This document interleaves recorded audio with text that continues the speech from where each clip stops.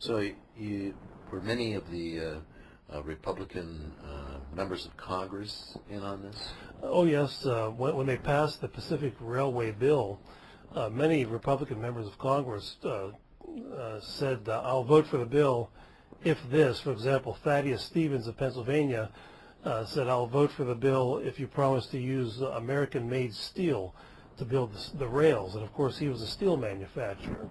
And then Oakes Ames from Massachusetts said, I'll vote for the bill if you promise to use American-made shovels. He was a shovel manufacturer. And so there was a lot of the typical political deals that you see today that are totally and thoroughly corrupt, but that's the way politics is. And in one book that I cite by D. Brown, who was the preeminent historian of the American West, he pointed out that the Pacific Railway Bill created what he called dynasties in America by families who got contracts like this and became instantly extraordinarily wealthy, even though they did little or nothing to become wealthy, but have political connections. You mentioned that General Sherman was no friend to the American Indian. He referred to them as thieving, ragged Indians that were not going to check and stop the progress of the railroads, which he wrote in a letter to Grant. But he wrote a letter also to his wife that goes back to the Civil War, when he was just getting warmed up on the genocide business. Yes, he wrote a letter to his wife early in the Civil War where he essentially said that this war will not be won if we merely wage it against the soldiers alone. It must be waged against the civilians themselves of the South.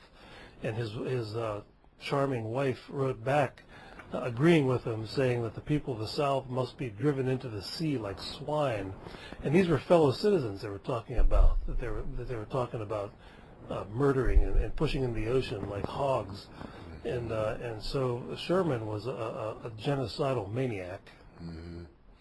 And, you made a very interesting point about how the Plains Indians were actually in sympathy with the Southern cause during it. Oh, yes. The Plains Indians hated the U.S. government, because of how many times it had murdered them and broken its promises, broken its treaties, and it was in sympathy with the Confederate cause because it just saw what the government was doing to the Confederates as what it had been doing to them for many years.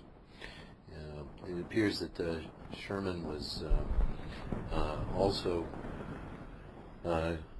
quite on his high horse about what he considered inferior human beings, which included Negroes, slaves, Indians, or even whites that disagreed with him. Right. If you get into the literature of Sherman and his memoirs and what he said during this era, you'll find that he used spooky language.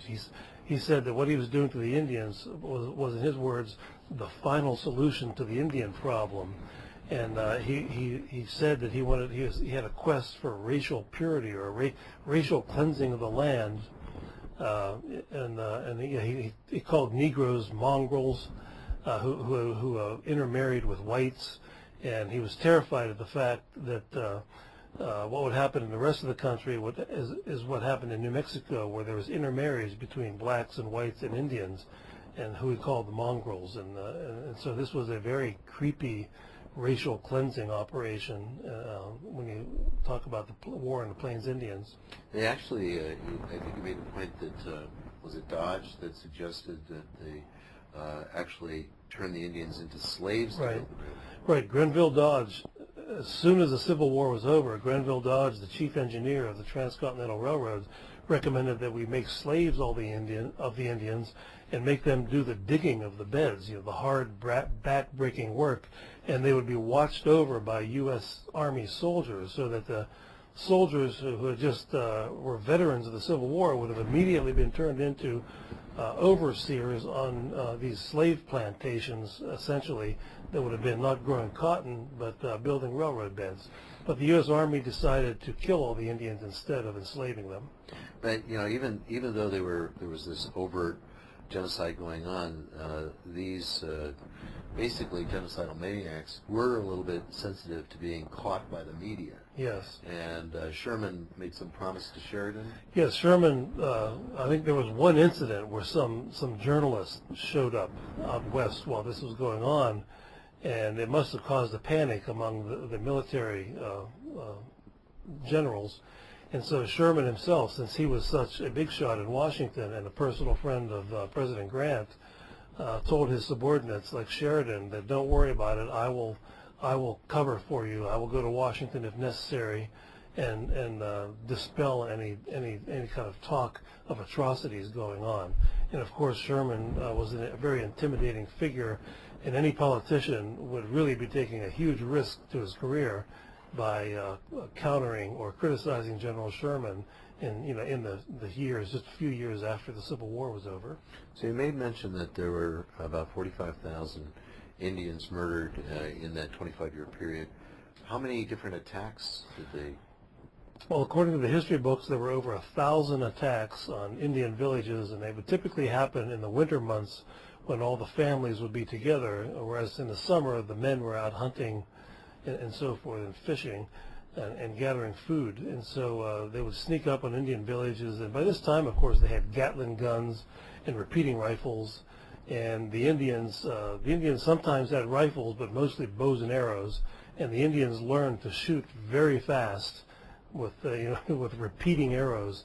But of course, they could never keep up with cannon or Gatling guns and repeating rifles. Right. It's actually been a theme in history. Those with the superior weaponry typically, of course, dominate. Yes, but they went so far as to wipe everything out. The dogs. Yes, when they attacked the Indian village, they would kill everything: women, children, dogs, cattle.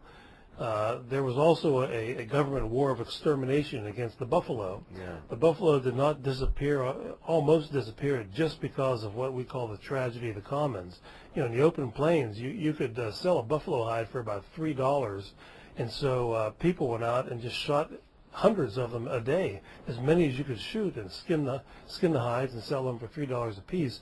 But on top of that, it was official government policy to encourage people to go out there to do this, because they understood that the Indians relied on the buffalo for food, clothing. They even used the sinews, the dried sinews of the buffalo, to make fish hooks with. And so if you got rid of the buffalo, that would help starve out the Indians, was the government's thinking.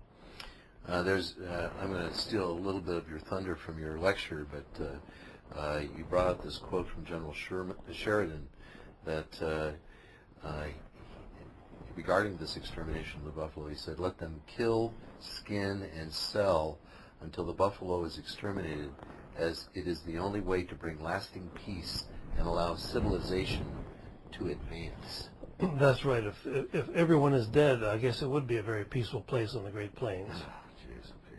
So, talk a little bit about Custer. You said there were some rather interesting anomalies about how he tried to make the killing a little more palatable. Yeah, one of the really creepy things about George Armstrong's Custer is that he carried a band with him on all of his exploits, and the band would play an Irish jig called Gary Owens during the killing and the massacring of men, women, and children in these Indian villages. And the historian S.L.A. Marshall, who I've mentioned before, said that apparently Custer thought that the music would make the killing seem more methodical, or less less bothering to him, I guess. Yeah, it's pretty amazing. A whole different paradigm as to how it's hard to wrap our heads around the way these people were thinking. It's a totalitarian mindset, and it's led by a man, Sherman, who was a genocidal maniac, and he had General Grant's blessing, who was then President Grant by the time you get into the Grant administrations. And so these are not the heroes that we think they were. All right, folks, we're going to take another brief break. Please stay with us. This is Radio Free Market. We'll be right back.